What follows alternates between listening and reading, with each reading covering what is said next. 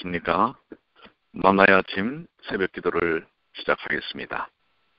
기도하시겠습니다. 하늘에 계시는 사랑이 많으신 아버지 하나님, 아버지의 크신 은혜가 저희로 하여금 예수 그리스도를 통하여 생명을 얻게 하시고 날마다 주님의 은혜 가운데 살게 하여 주시니 주님 감사합니다.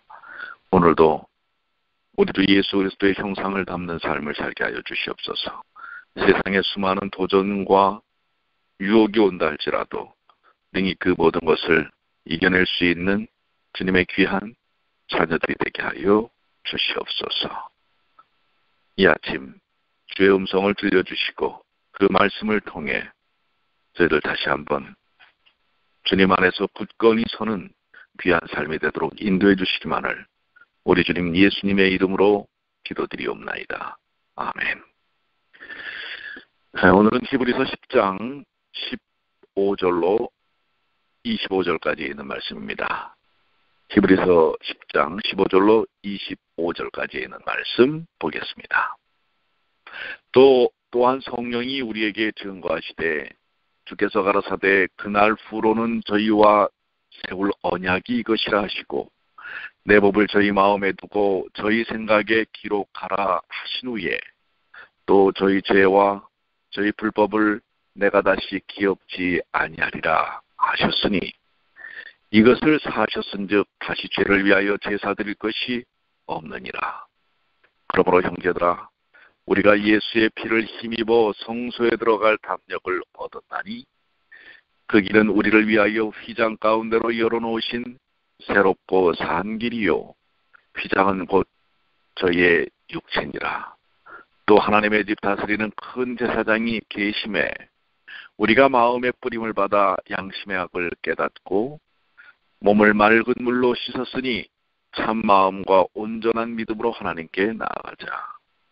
또 약속하신 이는 미쁘시니 우리가 믿는 도리의 소망을 움직이지 말고 굳게 잡아 서로 돌아보아 사랑과 선행을 격려하며 모이기를 패하는 어떤 사람들의 습관과 같이 하지 말고 오직 권하여 그날이 가까움을 볼수록 더욱 그리하자. 오늘 말씀 너무나 우리가 깊이 묵상해야 될 의미 있는 말씀들을 담고 있죠. 언제나 그렇지만은 오늘 주신 말씀들을 살피면서 다시 한번 우리에게 큰 깨달음이 있는 귀한 시간이 되시기를 소망합니다. 자, 우리 15절로 18절까지 있는 말씀은 성령이 우리에게 증거하시되 그렇습니다. 성령께서 우리에게 분명히 깨닫게 하시는 바는 주께서 가라사대 그날 후로는 저희와 세울 언약이 이것이라. 그날 후로라는 것은 무엇일까요? 십자가지요. 십자가 이후에는 우리를 죄와 불법을 다시는 우리의 죄와 불법을 기억하지 아니하시겠다라는 것입니다.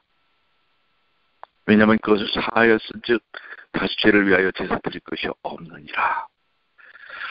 너무도 은혜로운 말씀입니다. 그 십자가의 그날 이후로 우리의 죄를 기억하지 않으시겠다. 십자가 안에서는 기억하지 않으시겠다고 하는 것입니다. 그런데 아직도 우리는 여전히 죄 가운데서 허덕이는지 모릅니다.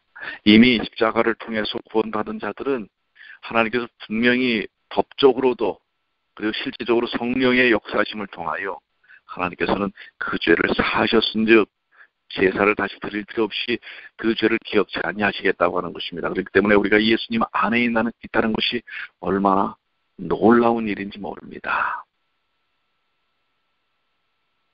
우리 성도들의 삶은 율법에 따라서 사는 것이 아니고 예수 그리스도 안에서 성령의 법으로 살고 우리 마음에 심어진 그 심겨진 법으로 사는 것입니다. 그것은 종의 법이 아니고 자유의 법입니다. 성도는 자원함과 즐거움으로 하나님의 법을 지킵니다. 그렇기 때문에 형식적으로 그 법에 의해 사는 것이 아니라 실질적으로 그 법의 은혜 속에 사는 것입니다. 예를 들어 안식일을 지키는 것도 그렇죠.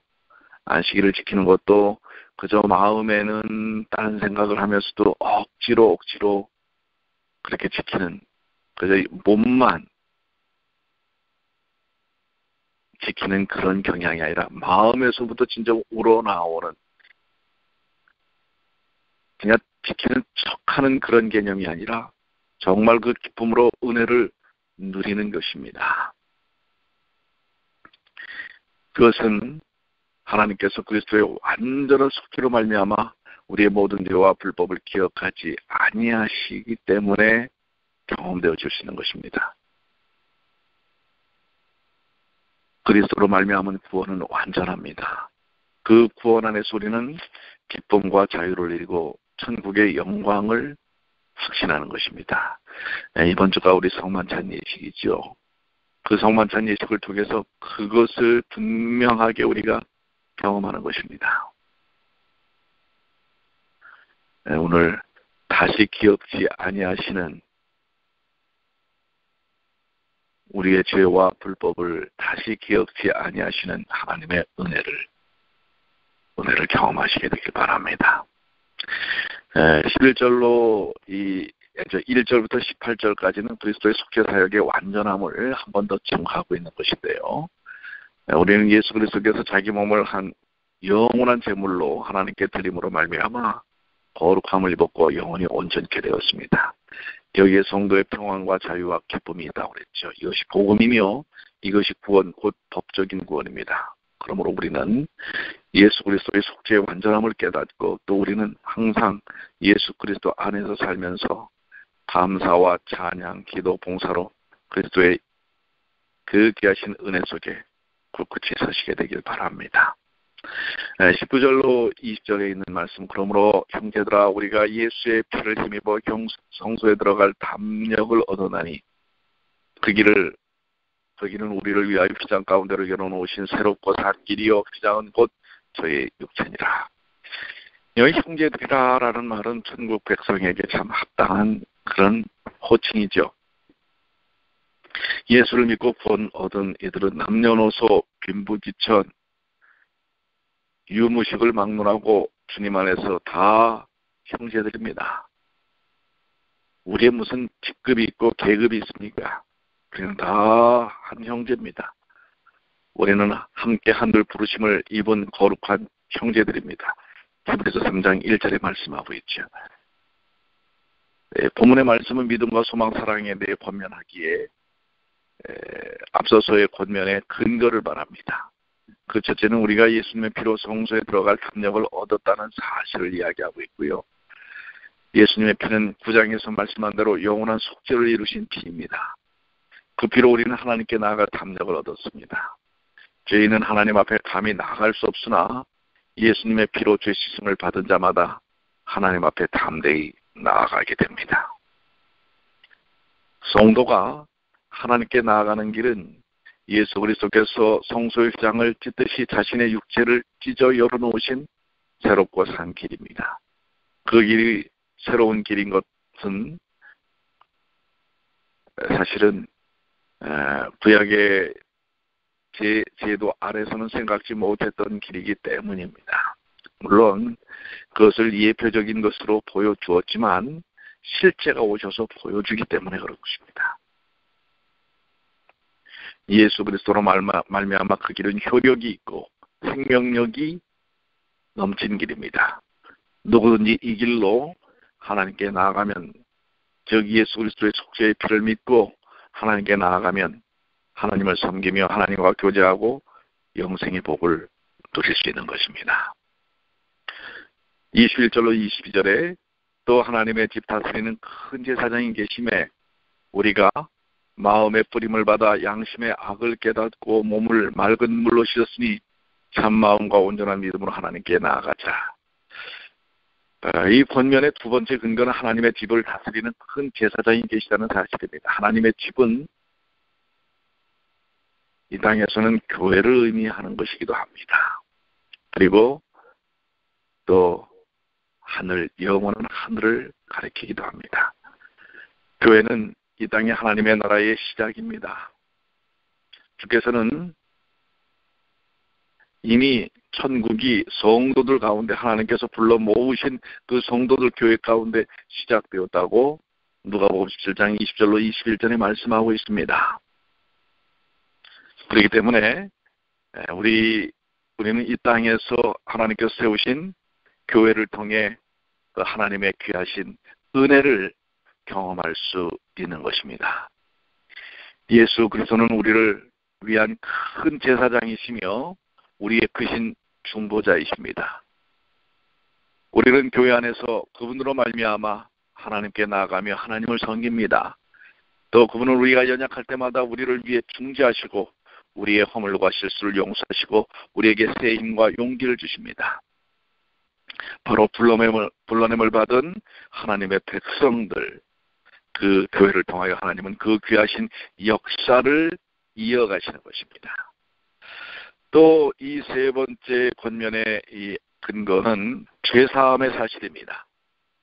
양심의 악을 깨닫고라는 원어는 악한 양심이 깨끗게 되고라고 번역한다면 더 의미가 좋습니다. 악한 양심이 깨끗하게 되는 것입니다. 우리는 대제사장 예수 그리스도의 속죄의 피로 악하고 더러웠던 양심이 깨끗하여지고 우리의 몸을 맑은 물로 씻은 바 되었습니다. 이것이 구원이 내표하는 중요한 죄사함입니다. 권면의 근거는 이와 같이 이 세 가지 사실, 즉 첫째로 예수님의 피를 힘입어 성소에 들어갈 담력을 얻은 사실, 둘째로 우리는 하나님의 집을 다스리는 대제사장 예수 그리스도께서 계시다는 사실, 셋째로 우리의 몸과 마음은 그분의 피로 깨끗함을 받았다는 사실입니다. 이것은 한마디로 우리의 죄사함을 말하고 있는 것입니다. 우리의 죄사함에 근거하여 히브리서의 기자는 서너 가지의 내용을 우리에게 권면하고 있습니다. 첫째로 그는 참마음과 온전한 믿음으로 하나님께 나아가자고 권면하고 있습니다. 온전한 믿음으로라는 원어는 믿음에 충만한 확신이라는 의미입니다. 우리는 온전한 믿음, 즉 혹은 충만한 확신을 가지고 하나님께 나아가야 합니다. 믿음은 성도에게 있어서 가장 기본적으로 필요한 것입니다. 사람은 예수님을 믿음으로 구원을 얻고 믿음이 없으면 구원을 받을 수 없습니다. 이제 우리는 참된 마음과 온전한 믿음으로 하나님께 나아가야 합니다. 성도의 필수적인 요소가 믿음입니다. 참되고 충만한 믿음은 진실한 성도의 목표인 것입니다. 그래서 23절로 25절에 또 약속하시는 미쁘시니 우리가 믿는 도리의 소망을 움직이지 말고 굳게 잡아 서로 돌아보아 사랑과 선행을 격려하며 모의를 패하는 어떤 사람들의 습관과 같이 하지 말고 오직 권하여 그날이 가까움을 볼수록 더욱 그리하자. 그렇습니다. 이것이 바로 성도들이 모여있는 교회에서 이루어져야 할 모습이라는 사실을 이야기하고 있습니다. 사도 바울은 소망의 고백을 굳게 잡자고 권명을 하고 있습니다. 믿음의 도리의 소망, 믿는 도리의 소망이라는 원어의 말씀은 소망의 고백이라는 뜻입니다. 여기서 말하는 이 말씀은 소망에 대한 권면입니다. 성도는 믿고 고백하는 소망의 내용이 있습니다. 성도의 소망 가운데 중요한 것은 그리스도의 재림과 부활과 그리고 영생인 것입니다. 우리는 이 소망을 움직이지 않고 굳게 잡아야 합니다. 그 이유는 약속하시는 이는 미쁘시기 때문입니다. 미쁘다라는 말은 신실하다라는 뜻입니다. 하나님께서는 신실하시기 때문에 우리는 그분의 약속하신 것들이 그대로 이루어질 줄을 믿고 우리의 소망의 내용들을 움직이지 않고 굳게 잡아야 합니다. 만일 성도에게 소망이 없으면 그는 세상 사람과 다를 바가 없지요. 성도는 세상 사람보다 오히려 더 불쌍한 자로 전락해 보이고 말 것입니다. 왜냐하면 믿음과 소망 때문에 세상의 낙을 다 누리지 아니하고 심지어는 고난과 핍박까지 당하기 때문에 그렇습니다. 그래서 우리는 소망이 있어야 합니다. 소망 속에 사는 것입니다. 또한 사도 바울은 서로 돌아보아 사랑과 선행을 격려하자고 권면하고 있습니다. 주께서는 우리에게 서로 사랑하라는 세 계명을 주셨습니다. 하나님의 구원의 목표는 우리가 세상에서 선한 행실의 열매를 많이 맺는 것입니다. 디도서 2장 14절은 그리스도의 구원의 목표는 우리로 하여금 선한 일에 열심하는 친백성이 되게 하려 하심이라고 말씀하고 있습니다. 사랑과 선행의 이 의무를 위해 우리는 서로 돌아보며 서로 격려해야 합니다. 여기에 성도의 교제의 필요성이 있지요. 우리는 서로 정말 사랑하고 아름다운 그리스도의 복음의 사랑을 실천하는 삶을 살아야 할 것입니다. 또한 히브리서 이 기자는 우리가 그리스도의 재림의 날이 가까울수록 더욱 모이기에 힘쓰자고 권면하고 있습니다. 사람에게는 게으른 성질이 있습니다. 그래서 어떤 이들은 모이기를 피하고 그것이 점점 습관이 됩니다. 그러나 우리는 그것을 본받지 말고 서로 권면하여 주의 재림의 날이 가까울수록 더욱 모이기를 힘써야 한다고 하는 것입니다. 모이는 것은 여러 면에 유익합니다. 그것은 하나님께 영광과 감사를 돌리는 시간입니다. 그것은 또한 하나님의 말씀으로 교훈을 받아 영적으로 힘을 얻고 자라가는 기회입니다. 또 그것은 서로 교제하고 사랑과 선행을 격려하는 좋은 기회입니다. 그러므로 성도들은 자주 모여야 할 것입니다. 우리는 이 말씀으로 또한 다른 이들을 권면하고 격려해야 할 것입니다. 자, 19절부터 25절까지의 내용은 믿음과 소망과 사랑에 대한 권면입니다. 여기서 많이 듣던 이야기죠. 고린도서에 나오는 말씀이죠. 사도 바울은 먼저 권면의 근거로서 우리가 예수 그리스도의 피를 힘입어 성소에 들어갈 담력을 얻는 것과 우리에게 하나님의 집을 다스리는 대제사장이신 예수 그리스도께서 계시다는 것과 우리가 그리스도의 속죄의 피로 몸과 마음이 깨끗함을 얻었다는 것을 말합니다. 그것의 요점은 죄사함이죠. 또 죄사함에 근거하여 네 가지를 권면하죠. 첫째로 우리는 참 마음과 온전한 믿음으로 하나님께 나아가야 되고요. 둘째로 우리는 소망의 신앙 고백을 움직이지 말고 굳게 잡아야 한다는 것이고요. 셋째로 우리는 서로 돌아보아 사랑과 선행을 격려하자는 것이고요. 넷째는 우리는 예수 그리스도의 재림의 날이 가까움을 볼수록 더욱 모이기를 힘쓰자고 하는 것이지요. 이것은 하나님께서 예수 그리스도로 말미암아 구원받은 교회의 모든 성도들에게 권면하시는 내용입니다. 우리는 우리의 믿음과 소망과 사랑을 더욱 굳세게 풍성하게 해야 할 것입니다. 오늘도 믿음, 소망, 사랑 속에 주님 안에 서시는 주님의 귀한 자녀들이 되시기를 축원합니다. 기도하시겠습니다. 아버지 하나님 감사합니다. 오늘 주신 말씀들이 너무 중요합니다. 너무 은혜가 됩니다. 이 말씀을 우리 온 성도들이 듣기를 원합니다. 깨닫기를 원합니다. 아버지 하나님, 오늘도 함께